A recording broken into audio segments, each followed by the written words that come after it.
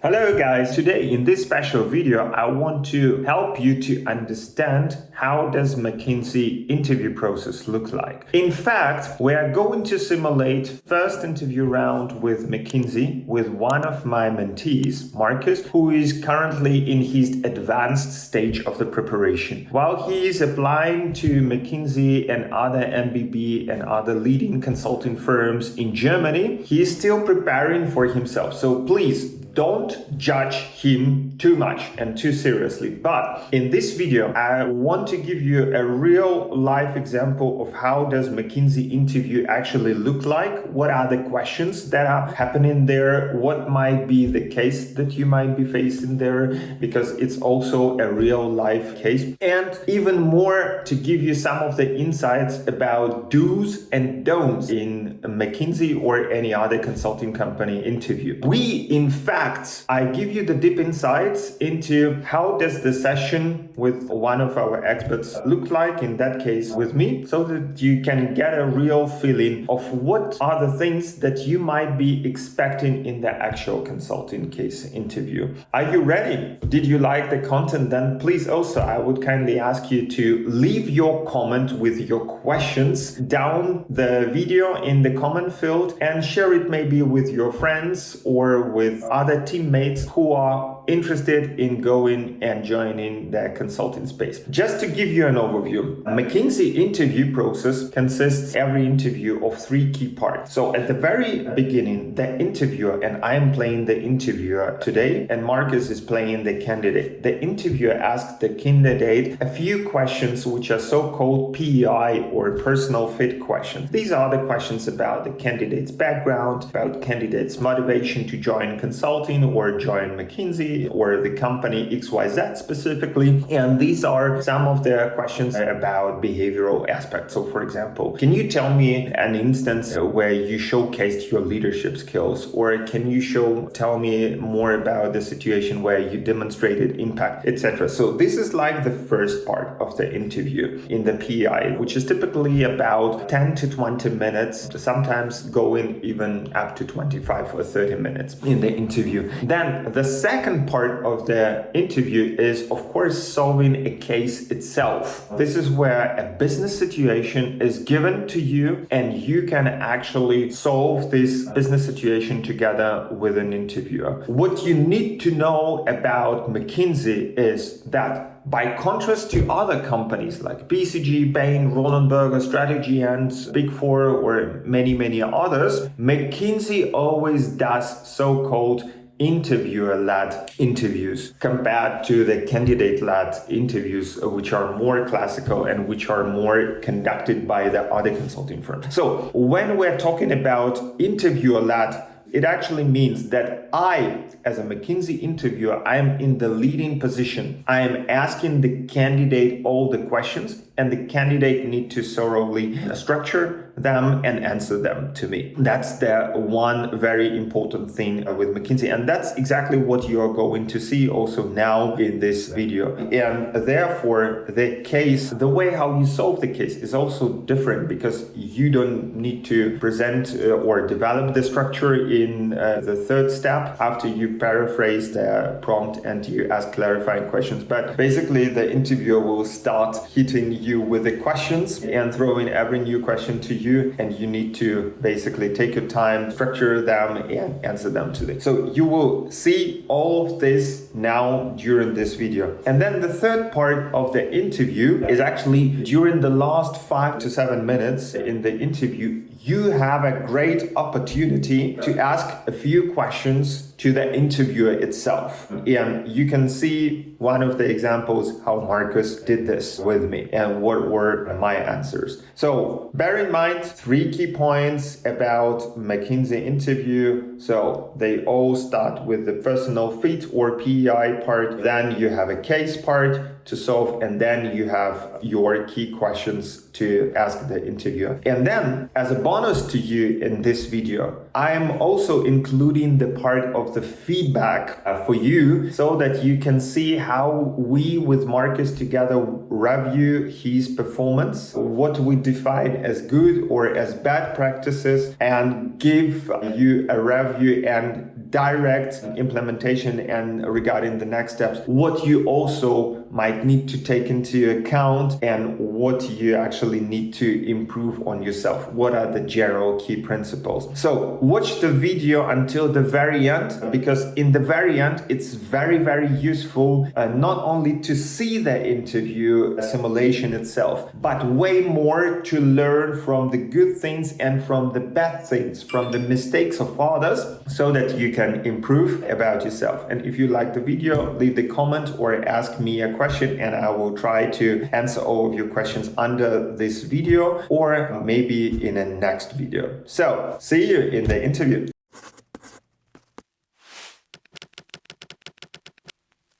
Hello, Markus. My name is Tobias Müller from McKinsey Munich office. How are you doing today? Good morning, Tobias. Yeah, I'm fine, pretty fine, excited for the day, so ready to start. Yeah, thank you very much for inviting me. Would you mind us doing an interview in English instead of German? That's totally fine, yeah. All right, perfect. Diversity is always good. Okay, yeah. Can you actually maybe tell me a little bit more about yourself and your primary motivation to work for McKinsey? Yeah, so my background is in engineering, and I have also a business economics background. And based also in the experience in the past, what motivated me most was, changing something, giving a lot of impact to different projects. So I was pretty much active in different student initiatives. I was working long time in a startup field, in the area of business development and developing an educational platform. And kind of this experience and the drive we had in our team, this was also one main part to change into consulting. And why McKinsey? I talked to 3 of your consultants from different offices, Berlin, Frankfurt, and one from Munich. And what interested me most, or what was kind of fascinating, first of all, one mentioned the very intensive feedback culture and strengthening coaching. So you really try to develop people. And she said, okay, there is always feedback and always coaching, and this is kind of developing them and bringing them forward. Second big thing was the very inspiring leadership. All of them mentioned. So they kind of, are in a striving environment where they really are pushed to their limits on the one hand, but are doing and creating a lot of impact on the other hand. And besides that, I also experienced and felt there's a very supportive, appreciating working environment, which all of them kind of signaled to me. And this is also for me highly relevant. I'm used to this from the startup field. I'm used to this from student initiatives. I know it from my current working in the boutique strategy consulting. And the final argument, of course, is the impact you are doing for your clients. And I would like to be part of this and also changing and supporting your clients in the diverse background. Mm-hmm. All right. Perfectly makes sense. And can you actually tell me where's your interest for consulting initially coming from? Yeah, so when I worked at this startup company, what I appreciated was this high diversity of tasks I was doing. It was not in a particular field. So I had the opportunity to look in different fields on the one hand. Similarly, in the student initiative, this huge variety and the impact we could do. And for me, then was the reason, okay, how to transform and transition. So I did an MBA, and this was kind of strengthened even more. I had different talks with consultants from different companies in a consulting club. And central argument was a learning curve, definitely. So learning always new stuff, learning regularly new stuff and constantly, and having this constant experience of diving into new topics. This was one thing. And then, the second thing, in working internationally, so not only for international clients, but with an international team, the same as I experienced at my MBA in Mannheim and exchange term in India. And then finally, the point of impact and changing stuff. So we are not kind of one little part of the machine. You are in some case, but you are really giving the direction for a company, and then you can see it later. Okay, wow, this is where I was part, and I kind of navigated and steered the company in this direction too. Okay, all right, sounds interesting. And can you maybe also tell me an example of a situation where you created the biggest impact? Very interesting question. Yeah, for me personally, the biggest impact was I call it the platform creation at the startup in the educational sector. What was the initial task? We were at the point where revenues were declining with the current projects and business models. So we took the initiative and said, okay, we are changing our business model towards platform ecosystem, and created an educational platform where I was charged of the entire development. So it meant conceptualizing courses, developing courses, building up the infrastructure with the team. And what I realized from this, once we have finished this, we had more than 20,000 customers or students, to say better, in the system, and really supported them in their educational journey. And this was, fascinating, because we were kind of giving them something the school was missing. And we had so many talks after the courses with students that it was great to have this opportunity. You supported me in which direction I would like to study later. And here I really felt, impacting pupils' educational journey. This was the central learning. Yeah. Okay, and what have you learned out of it? So out of the entire journey, the most challenging parts for me, first of all, finding the right team people and allocating the tools and working packages to them, that we are moving slowly forward in the entire journey. So trying to find out the strength of everybody. One was more in the quantitative area, one was more in the design area, one was more the technical guy for the infrastructure. So the allocation of people in this case. And keeping up resilience over the time. We had many talks with schools. We need to convince them. So convincing was learning, and negotiating that we are kind of entering with our system the school on the one hand, and then receiving client data, which was a critical point in a German school system. You need to create a lot of trust at the beginning, and then at the end you get hopefully a lot of trust back when the customers are in the portal. Okay, very interesting. By the way, let's go deeper into that segment. Can you maybe give me an example of a situation where you needed to convince someone who strongly disagreed with you initially, and how did you manage to do so? Disagreements. We had some situations I have in mind. So developing this portal is always a discussion point, especially if it's about the content and the direction. So the situation was, we were kind of creating the initial structure of a typical course for a client or for a school. And there were these two perspectives. Why my perspective was to follow the educational curriculum of Baden-Württemberg on the one hand, which is a very strong one. And the opposition, as was my boss in this case, was following more a general approach to collect all the curricula and create kind of a mixed version. So at the beginning, it was kind of, we were stuck in the situation. I wanted to start the development as early as possible. He also, but we had different minds. So what I proposed in this case to get some more data, we did a test course with both systems, and I convinced them that it is essential if before we really start, make a little investment and check with data what is most suitable in this case. So once we have established this was kind of a very rush development, but worthy. We could show what was more accepted, or I could show what was more accepted in this case. And this is how I convinced him that we transition more into my direction. In discussions, I realized, okay, he had also valid points. we also got advice from some other colleagues who were involved in development to get a third opinion. And based on this, we kind of managed that it was my system or my curriculum that was kind of the master framework. And then we added little nuances to create a comprehensive one.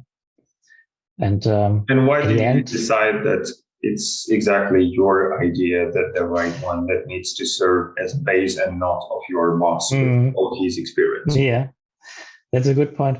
I created a very detailed analysis on the customer service we had, where we showed, okay, clients can cope better with my system because we didn't have that many requests on the one hand. So satisfaction was higher in much case. And the performance on the tests also much higher because students were kind of guided better to learn the content. This was a crucial part.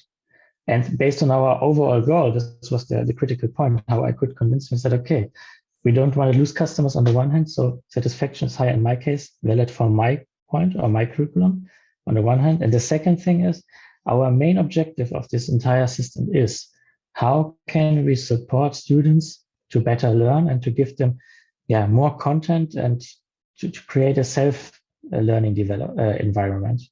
This was given also more in my case. Okay, all right. And what have you learned out of this situation? Yeah, there were several. So how do you convince people? Yeah, how convince people? Definitely. Big point was first of all collecting all the different perspectives. So not just fighting for my idea, but first creating this understanding. Also, I was quite eager to push my idea forward. So first is this, I would say, patience, listening, crucial points. The second big part, trying to find data and convincing with arguments and data, in particular the data part, which was extremely strong, and also the feedback from other ones. And a little bit of also trial and error system. If we hadn't decided to try this dummy pilot project, we wouldn't have had the data and we wouldn't have had this experience before. And this was kind of supporting my argumentation and negotiation in this case. Okay, interesting. So can you actually tell me how do you convince people, or how shall I convince people? How? Yeah. So it is a tough field. I mean, there are many different books on convincing and negotiating. For me, key skills: listening, getting an understanding, deep diving in this, argumentation, solid argumentation on a factual basis, not too much emotions because this is kind of destroying the situation. A little bit is okay, but you need to be passionate about idea. This is also a factor, but not driving it to an unfactional basis. And at the end, the arguments are relevant, and you need to have a lot of them, valid ones, and then also your position. I mean, it's your boss, but still, as long as you have a culture where arguments count and everybody is willing to listen, then it's the crucial point for you. Okay, all right, I understood. Markus, and so can you actually tell me why should I hire you, exactly you, out of all the candidates that apply for this position? I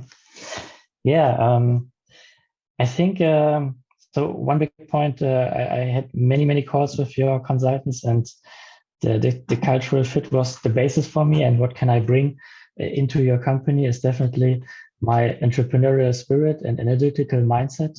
I have had several entrepreneurial experiences, so where I can drive projects. For instance, building up this platform system, building up a business intelligence system, which I did recently for a big client over several weeks, where we analyzed data and created this performance and business intelligence system with details and trying to find the right construction for this and the frameworks for this. That's one big reason. The second one, also the point of strong team collaboration and working in an environment, let's say ambitious environment. I've had this experience at my MBA courses, for instance, always working in small project teams with tight deadlines where you have different cultures, different backgrounds, different types of people, and try to get to manage as fast as possible in a very, very short time period your results. The same in India, even stronger because of the diversity for me, especially coming to this country and having the same with the entrepreneurial courses. And these are two of my main skills I would like to bring.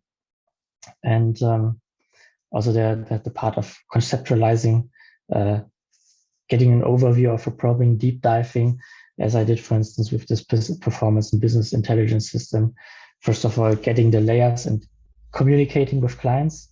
So from different stakeholders, I collected arguments, researched what are they interested in, talked several times to them, did several workshops, and then created their particular customized frameworks and business intelligence dashboard based on what I have collected as information. Okay, sounds interesting. All right, so let's then jump directly into case. Mm-hmm. Are you ready? I'm ready, yeah. So your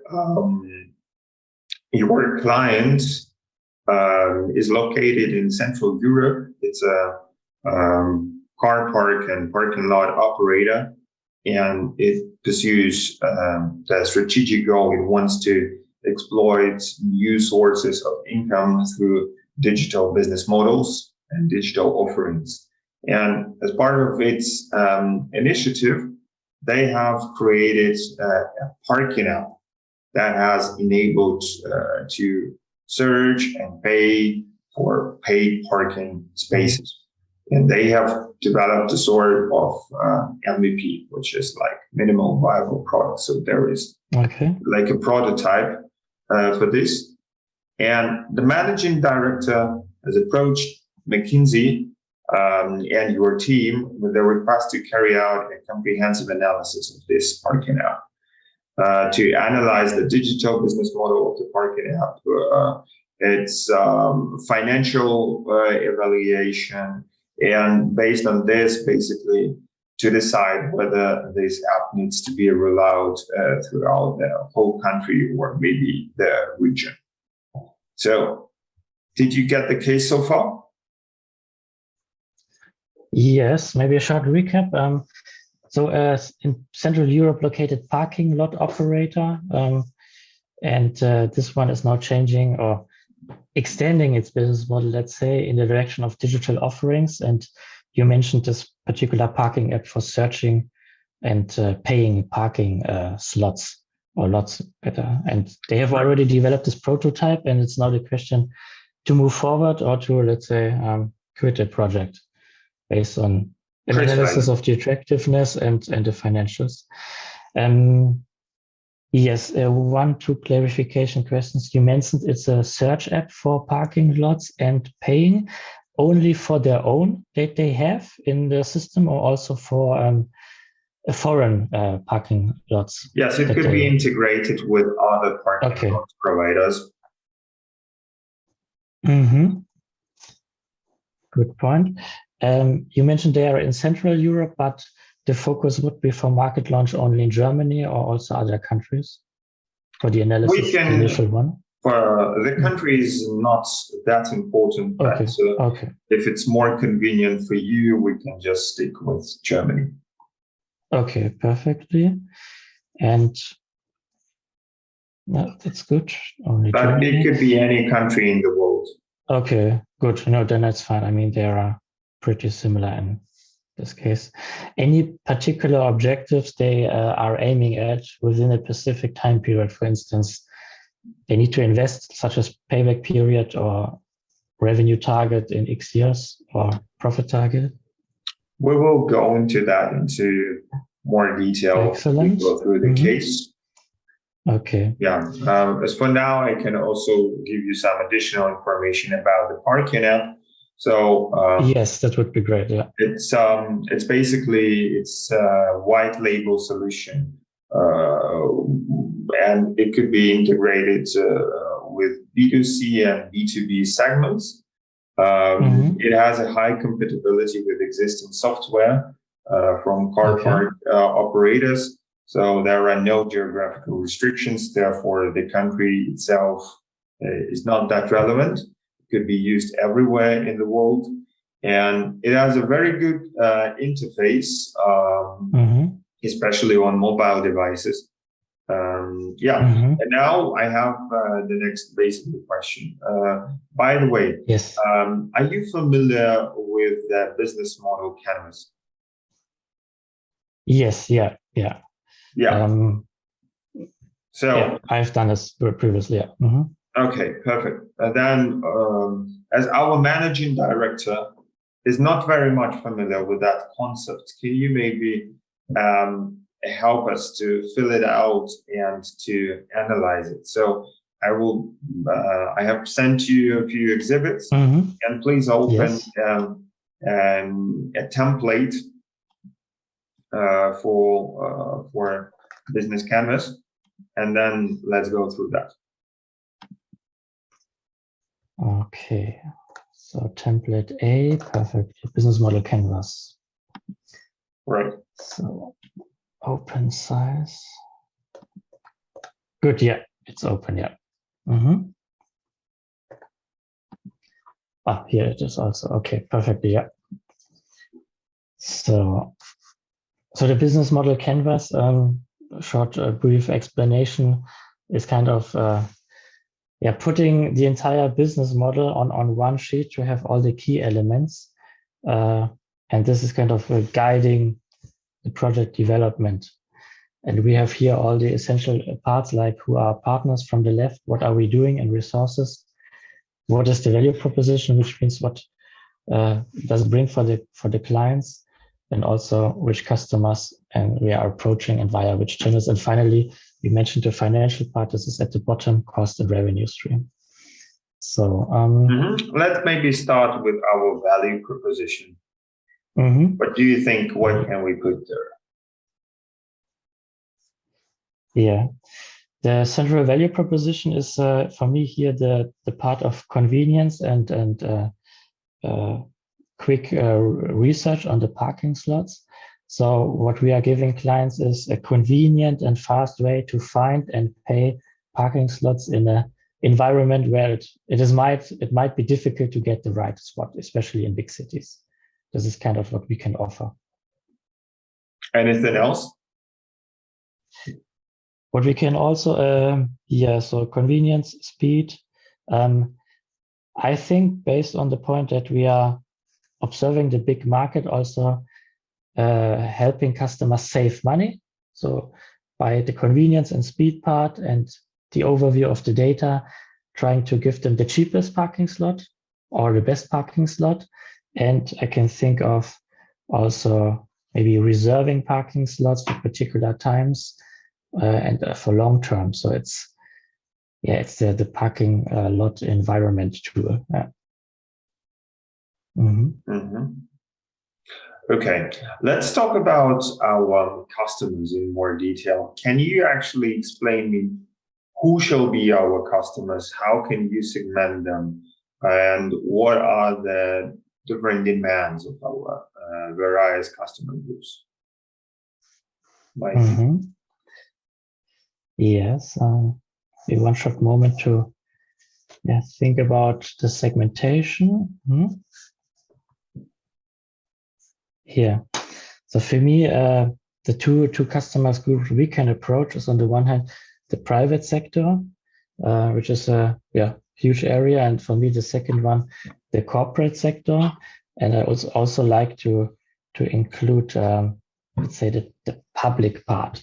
So 3 different approaches. In the private one, for me particular in the city, and probably also in, let's say, smaller villages, there's also the issue.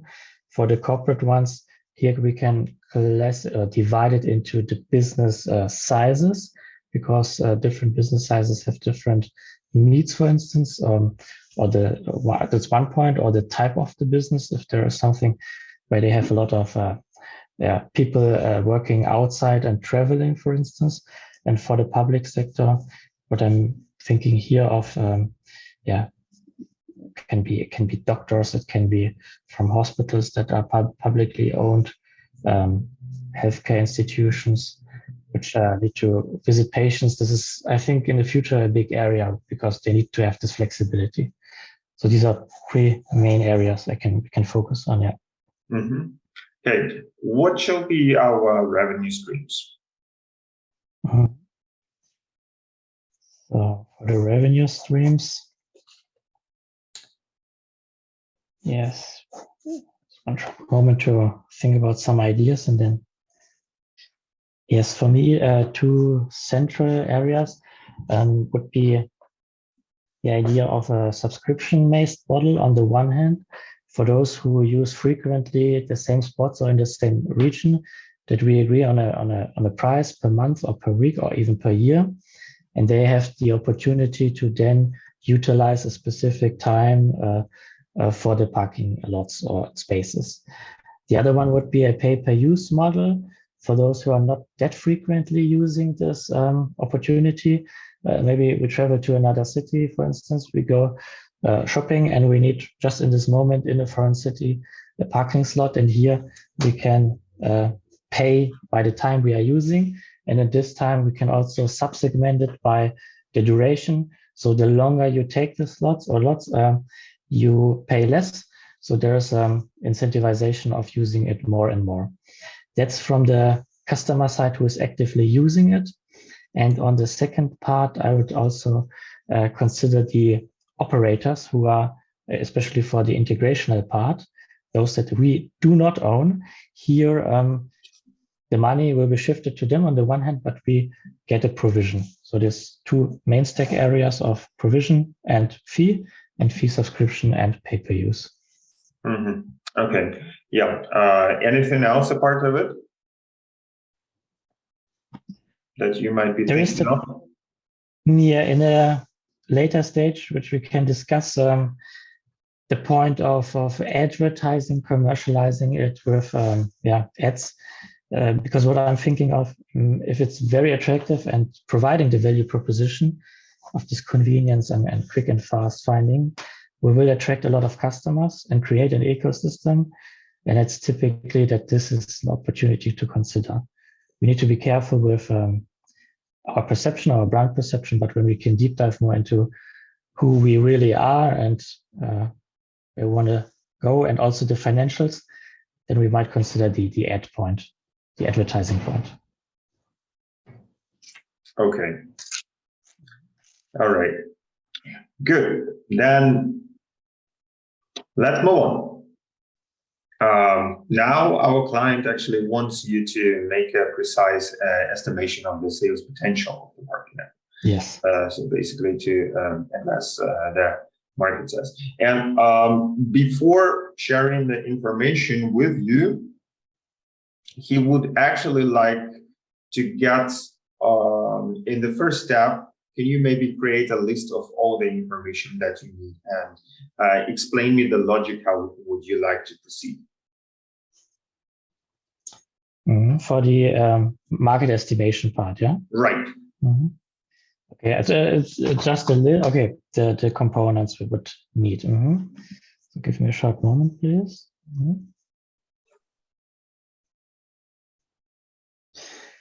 Okay.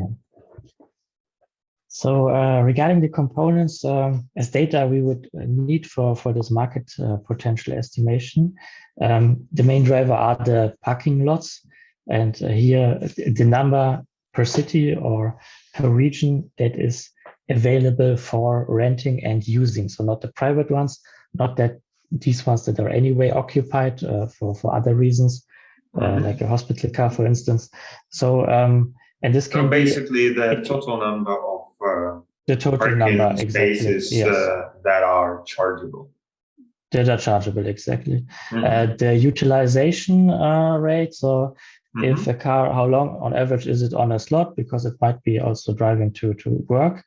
If it's a closed area, the opening time, for instance, if it's with a fence or a parking garage, willingness to spend of clients or the average prices in this market. Parking is in some cities very, very expensive. I would also like to have in mind the trends or changes in means of transportation. What do I mean by this? If That's we, for instance, look irrelevant now at, for the okay, moment. that's irrelevant. Willingness to spend, the parking lots utilization. Yeah, no, these are the main factors we need. Anything else a part of it? The point of demand from the customers, if they say, okay, I'm taking this opportunity, so how many would be interested in this? Maybe some park their car outside and don't utilize it. For the demand side of the people, there is the question, okay, do they always have a smartphone to utilize the app? This is a restriction or condition that we can even create this market. And apart from this, no, then we are fine and can calculate, yeah. All right, so here is the exhibit. Yes. Could you please proceed with the calculations? So, no, it's bigger, thank you. So let's have a look. Number of parking slots, fine.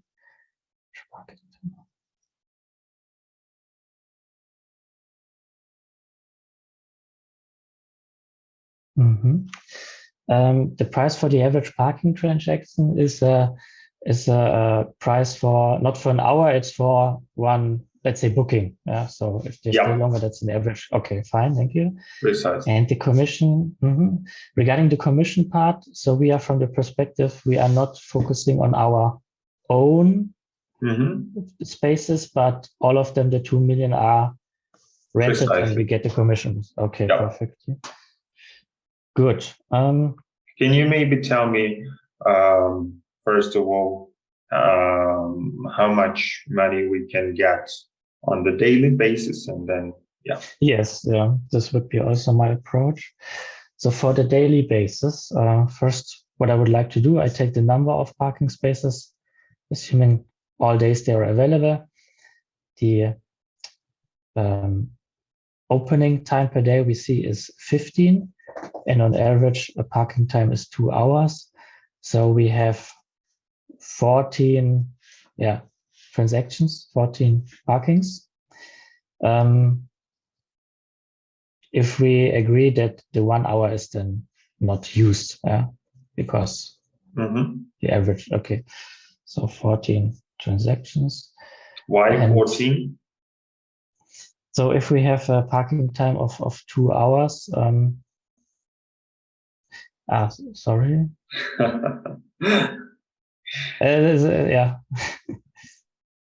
Yes, it's actually a maximum of 7. Yeah, so the 14 hours at maximum 7. Sorry. So 7 transactions. So, but it's maximum number of transactions. That's the maximum, because we have the utilization to consider, Okay, so what I do is the 2 million times the utilization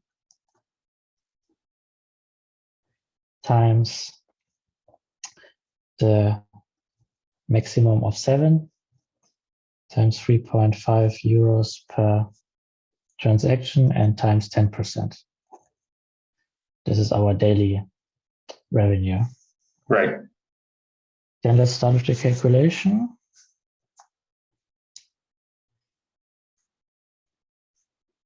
So how much did you get? I have 19,600 per day. How much? 19,600.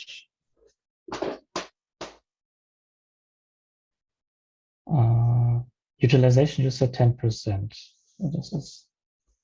Can you show me, was it 2 million or 200? Wait a minute. It was 2 million. Then it's 196,000, sorry. So close to 200,000 per day I have. Okay, I think that's somewhere you made an error. Somewhere.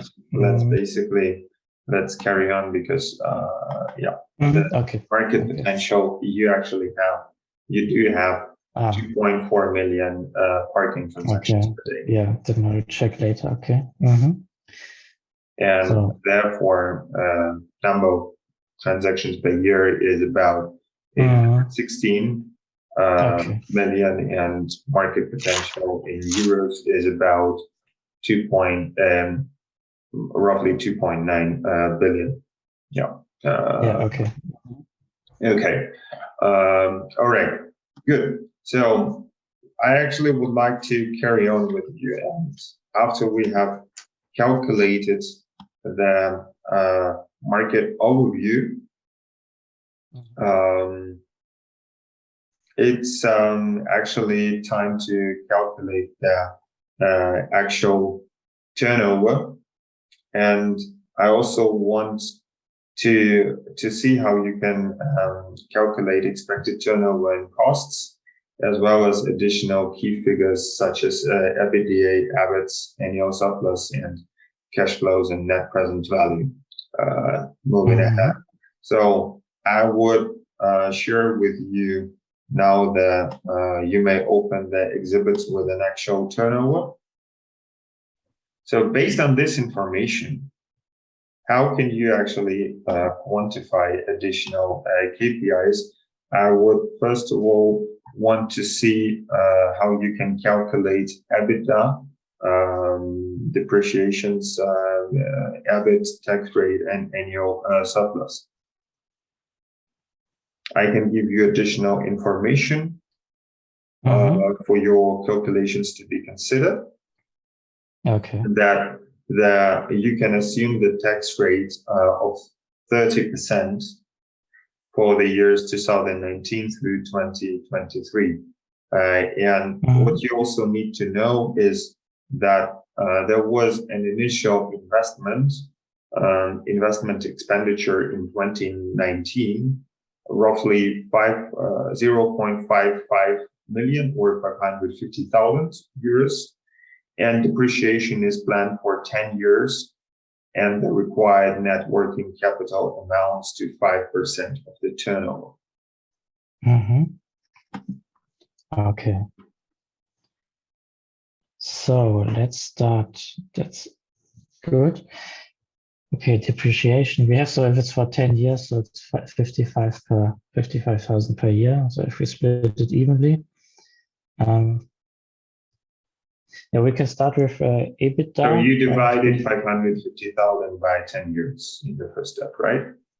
Yes, exactly. Yeah. To have it in mind. We can start with EBITDA first. So earnings before interest, taxes, depreciation, which means we take all the revenues we have in our list and subtract all the operating costs, which are in the cost overview. This is the initial step. Let's start with this for 1, 2, 3, 4, 5 years. Okay. I will shortly create a table for myself. Can you maybe explain me the logic? Yeah, sorry. The steps we will do first, we have the revenue, which is at the very top. And to reach EBITDA, we deduct all the operating costs. So which means settlement, marketing, personal interface, and other costs, because they are directly related to the business model. We do not consider taxes in this case or depreciation. That's the next step. That's important to know. So for EBITDA, we have in year 2019, to give an example, we don't have anything, but we had cost of 85. So EBITDA in 2019 is minus 85K. Right. In 2020, let's focus first of all on the year 2019. Okay, 2019. Then EBITDA minus 85,000. First point. Then if we go to EBIT is earnings before interest and taxes, means here the depreciation will be considered. We have this investment of 550,000. So the depreciation value is 55 if we divide it by 10. So in this case, we deduct 55,000, which means EBIT is at minus 140,000 euros. Okay. The next step is EBITDA, the surplus you said. So the profit at the end, profit loss. Yeah. Yeah. So here we need to consider interest rate and taxes. Taxes 30% of the turnover. Can we assume that we get a tax voucher because we are negative for the future? Or is it in this case that when you have there are no tax vouchers?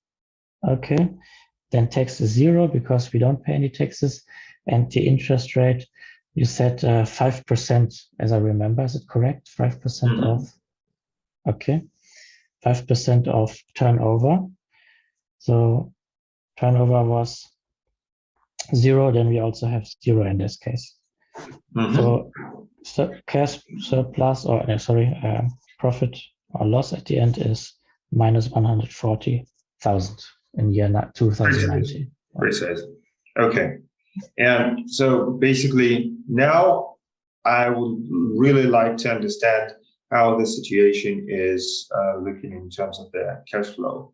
Can you maybe help us to calculate the free cash flow for the year 2019?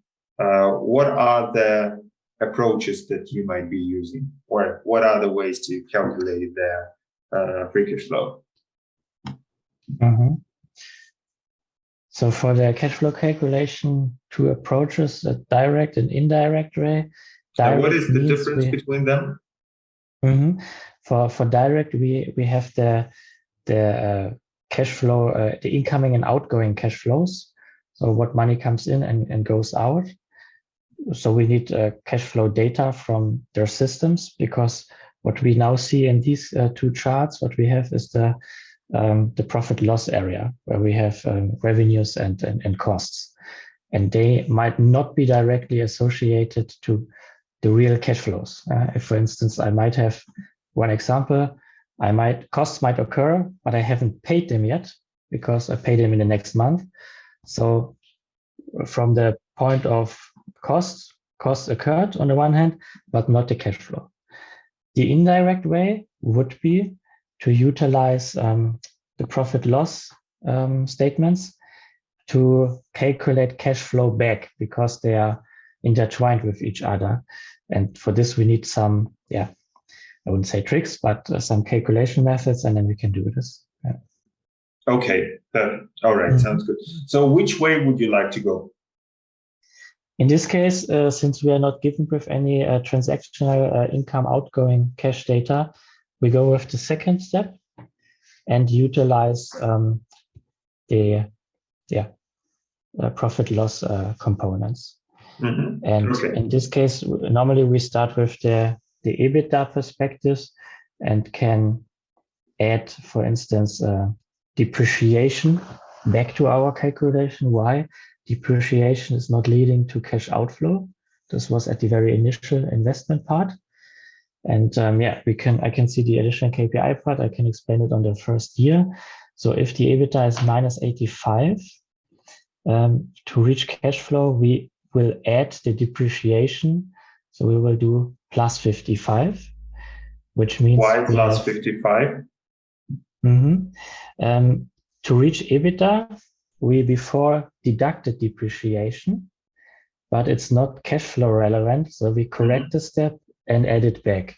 So in this case, we end the intermediate step is point would be minus 30,000. Yeah. Why so? Minus 85. The initial investment that was conducted. Depreciation has been spread all across 10 years, but the initial investment has been done in the first year. Yeah, but firstly, 550,000 euros have been invested in the enterprise. Yeah, that's true, but we cannot see this here. We are in the profit loss area and we are doing this corrective step first. I just showed you the additional KPIs, what you have already calculated as annual surplus. And now I want you to calculate the free cash flow. So as you explained, in direct way, it's additional surplus plus depreciations minus investment in property, plant, and equipment, and delta from NWC, net working capital.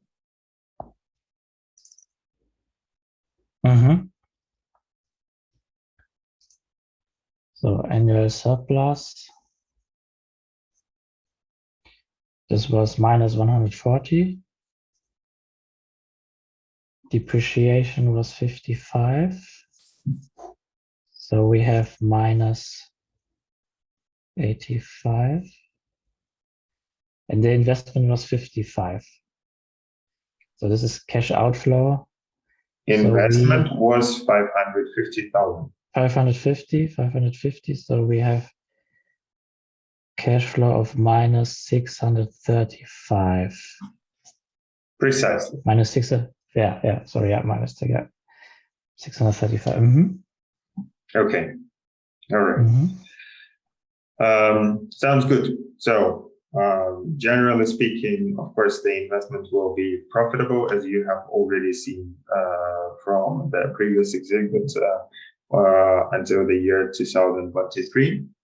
But now, can you maybe wrap up the entire case and do the final recommendation for the CEO of the company?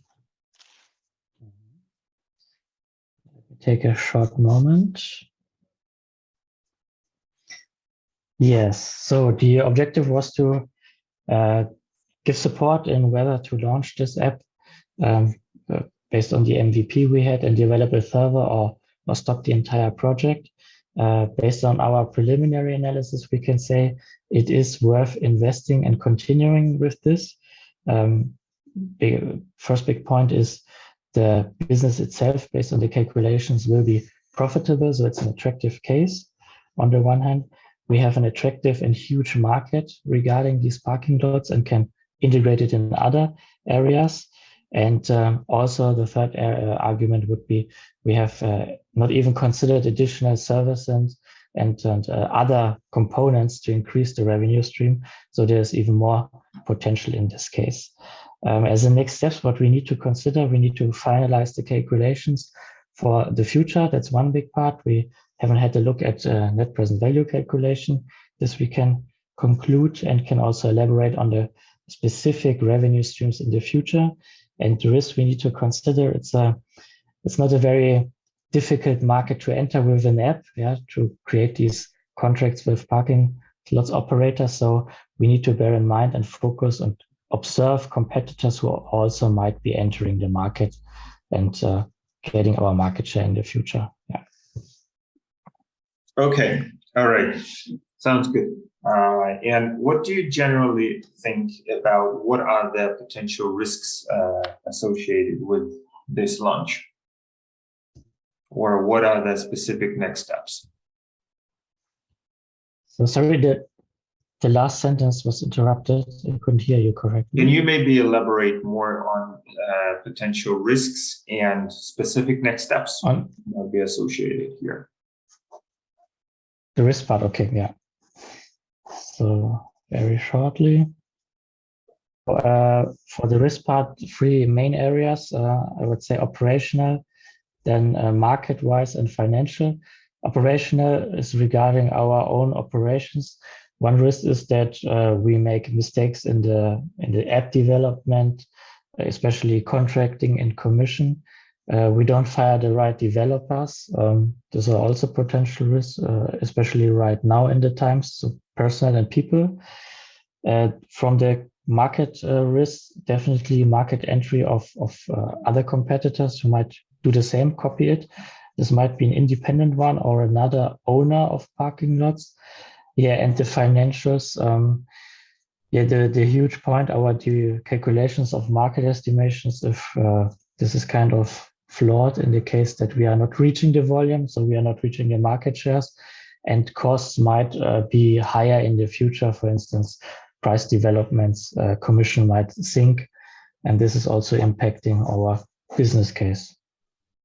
Mm-hmm. Okay. All right. Sounds good. Thank you very much. Do you have any questions to me before we leave the interview about McKinsey? Yes, one particular one. I mean, you have been working for McKinsey quite a long time now, and previously we highlighted and mentioned the point of impact. Can you describe one of your projects where you felt you had the most impact and was also inspiring for you, and kind of also, fixing or manifesting the idea, this was definitely the right decision, I want to continue in consulting? It's actually a funny thing that you are asking me exactly this question, because the case that I have just given to you was exactly coming from one of my assignments that I used to have initially. It was not in Europe, it was in a different region. That's why the country is not that important, as I stated before. It was actually in the Middle East that we have been providing and doing this real life project for one of the ministry companies in the Middle East, in one of the major cities over there. And that project has created huge tons of additional revenues for our clients at about 25 million additional revenue stream every year. And this project has even been presented to the ruler of the country and made the whole team involved, and especially our client very, very happy. They have received several awards for this initiative. And in this way, we have contributed to making this city even more convenient to its inhabitants, which gave me the motivation to continue. Okay, very interesting. Yeah, thank you for sharing. Sure. Anything else before we leave? All right, Markus. If not, then thank you very much. It was a great pleasure talking to you, and hope to see, wish you all the very best in your future interview rounds with our company. Good luck. Bye-bye. Thank you. Bye. So, Markus, your video is a little bit frozen. You maybe restart it, and let's basically jump into feedback and discuss how did it go. So how was the case for you and the whole interview?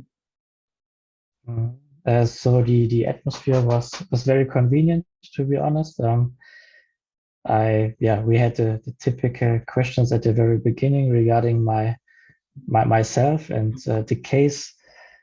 Yes, for me, if we stop on the question, direction on the personal fit part, what do you think? Yes. What did you do well? Yes.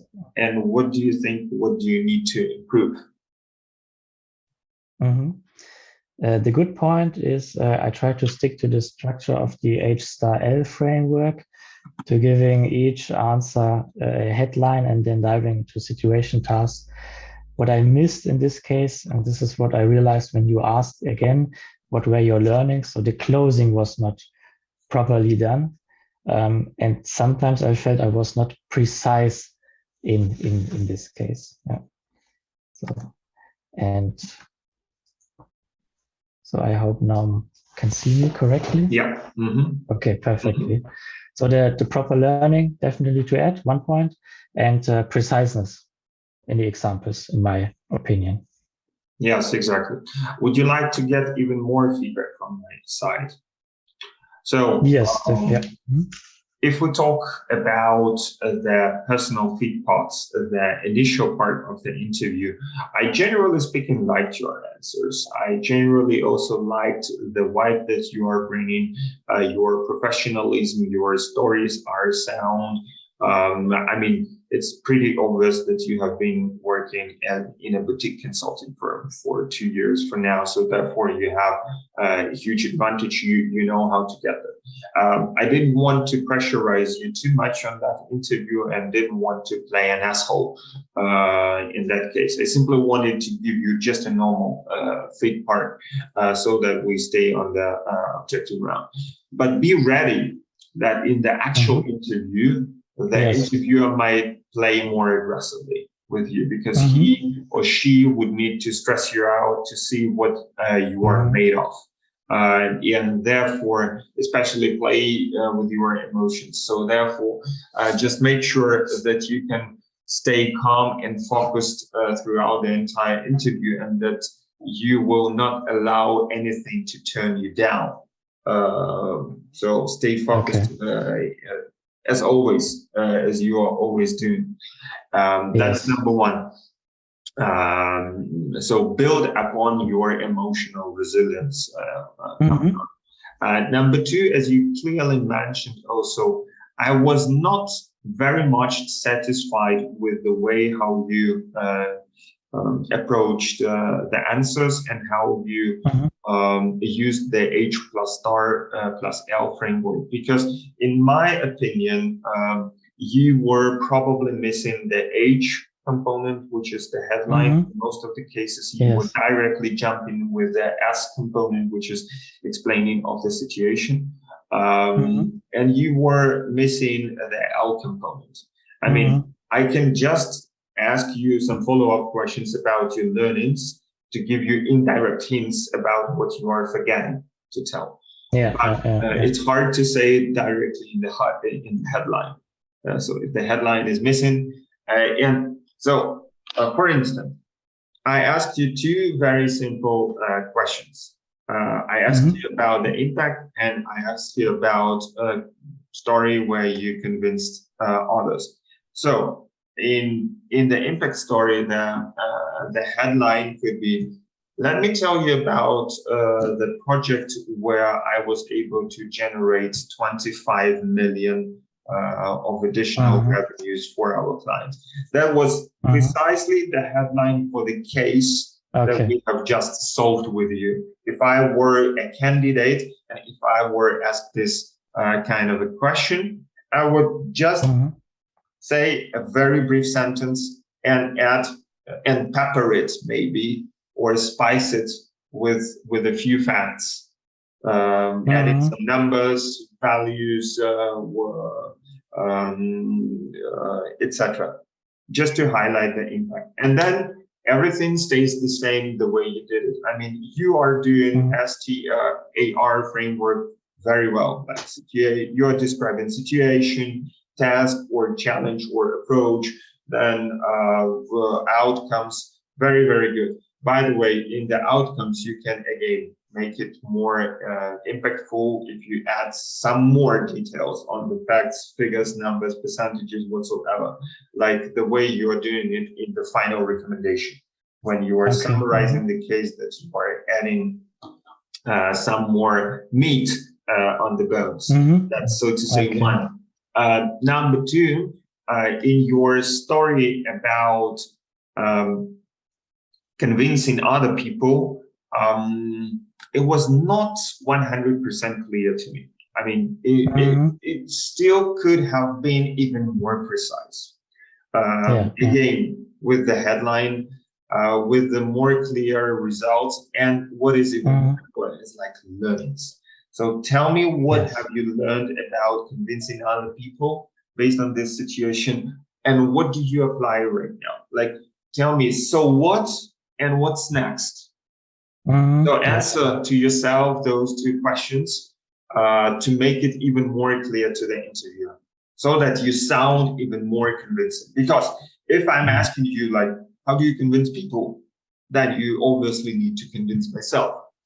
That's what I apply. And because in the McKinsey culture, It's part of the culture that you break through the other opinions, that people strongly disagree with you, but if you have already interacted with few McKinsey consultants, they mostly are extroverted and they are all very much oriented to push through their opinions. And they will obviously very often interrupt you during your interviews. So as you see, I'm now even starting to play in this kind of an aspect, which is more typical for that kind of a culture. So bear this in mind, because from now on, you are behaving yourself more like a BCG type of person. You are reserved, you are calm, you are argumentative, you are focused, you are friendly, you are nice. But if you want to become a member of McKinsey, you should pass to that team spirit, and you should pass to personally on the personal feed part. So you should be, not a pleasant personality. Or not always. Again, be on the top, but be more charismatic, be more energetic, and simply showing the great initiative and motivation to push the things through, to convince other people of your opinion. Does that make sense? Yeah, absolutely. Yeah, definitely. Yeah, and then last but not least, what do you think about your answer to the question, why should we hire you? This was too weak. I missed the one argument, so I didn't have it in mind anymore. So somehow, and yeah, more preciseness again and more pushiness, definitely, and stronger arguments. And there was even, I fully agree with this feedback, and I want to give you even one more hint. At the very beginning, you didn't outlay any structure. So the answer was completely unstructured. Instead of saying something like, oh, I think I could be a great fit to your team based on at least those 3 or even 4 key reasons. So number 1 is, I don't know, my handsomeness. Number 2 is attention to details. Number 3 is, I don't know, client collaboration. And number 4 is something else. So let me tell you about my First of all, I'm a very, very handsome guy, as you might be seeing, obviously, and you go in elaborating your very first reason. Then you move on to the second, then to the third, or maybe to the fourth, if you have it. And then you concluded again, answering like, so what and what's next? So for these reasons, I see McKinsey as my next logical career step, and I'm convinced that I'm a truly good fit to your team. Yeah. So you restate this question and explains why they should hire you. Okay. Yeah. Make sense? Makes sense, yeah. All right. So let's move on. What do you think about the case?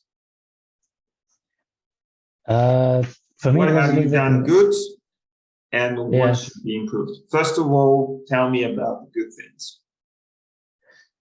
Good things.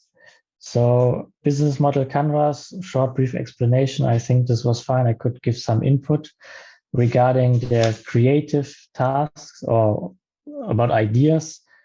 I always try to use a structure like public, corporate, subscription, pay-per-use in this case.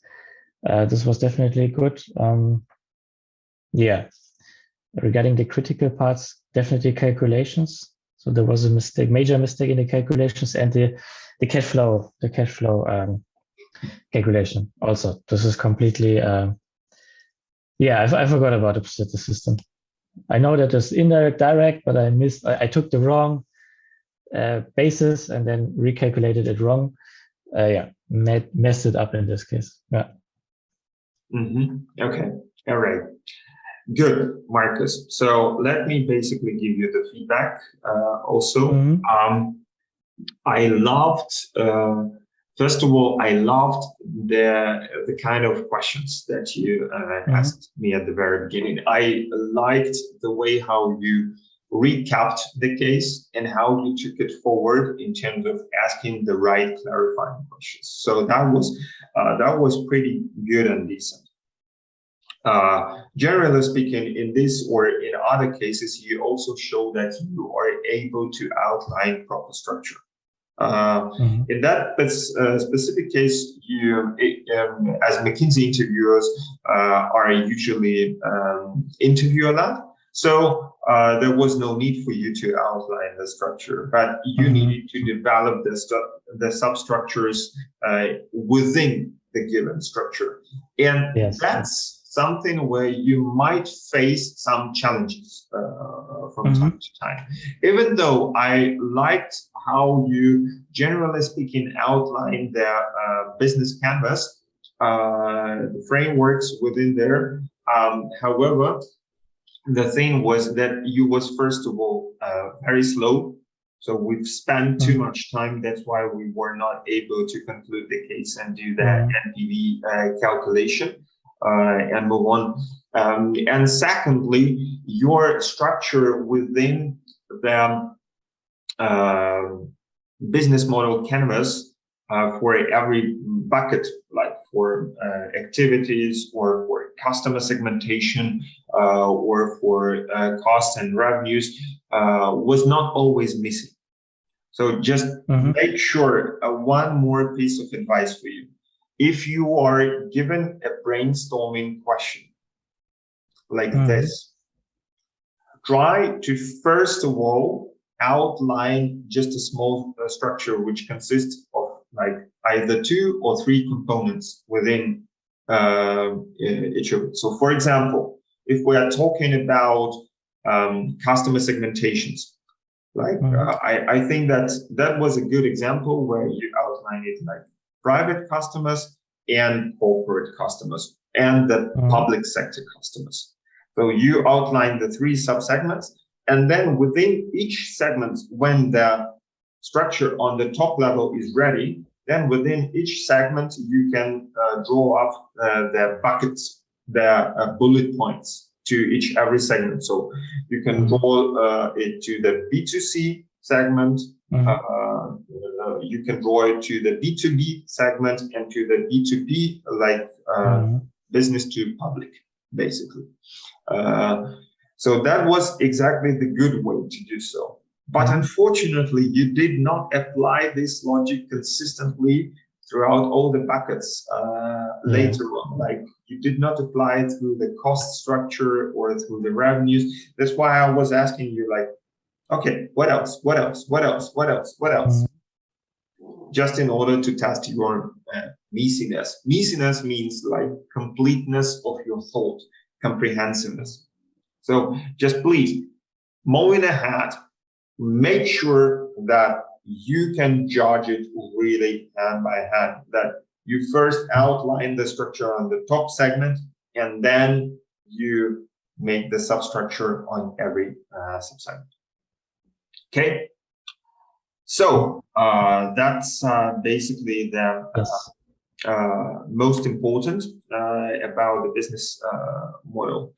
Then, when you were proceeding with the calculations in the market sizing, it's very important, again, just to explain it to you and to everyone else. So make sure that you first explain the logic, the approach, basically, that you either do the assumptions or get the data, which was in that case, then you calculate it, and only then you validate it. So don't jump directly into calculations, but first explain me what are you going to do, because that's one of the basics of client-friendly communication. That was the thing that I also wanted to explain to you. Yeah, and then, I mean, it was pretty obvious that you also had some challenges with the free cash flow, but these are more on the technical knowledge that you can definitely work on and improve. Moving ahead, yeah, what else? your recommendation was okay. However, again, I needed a little bit more details on the risks and on the next steps. So it was not 100% thought through. And your question was very precise. Exactly the first one, the way how you asked this, but there was like no second question. So be ready to be to ask like 2 questions at the end of the interview to help the interviewer feel good about having an interview and having this conversation with you. So, you know, in the last 5 to 7 minutes, your job is to emotionally help the interviewer feel very good about spending this time with you, so that the interviewer really would like to have you as part of the team and work together with you. It's like having a coffee, in the airport, or having a nice chat in the taxi or in the hotel lobby. So these kind of relationships you need to establish during the interview. Yeah. Okay. Does that make sense to you? Yeah, definitely. Thank you very much. Yeah. All right. So I hope that this feedback was very helpful to you, and I would actually also suggest you to keep on practicing to implement this feedback, and to everyone also watching this video, to get the most use out of it.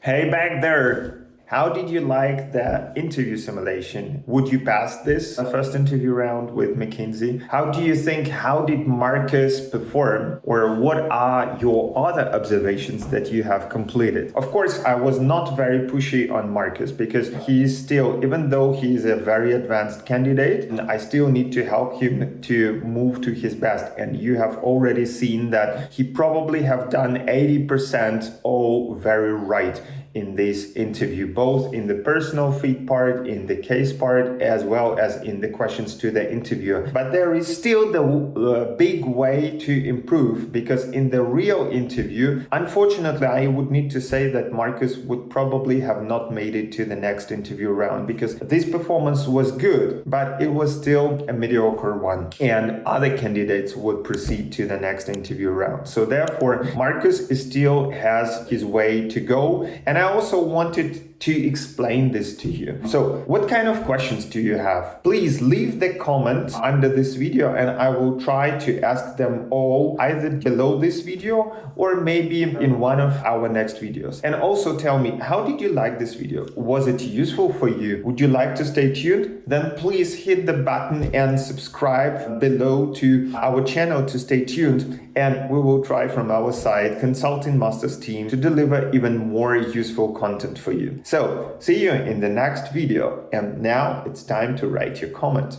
Cheers!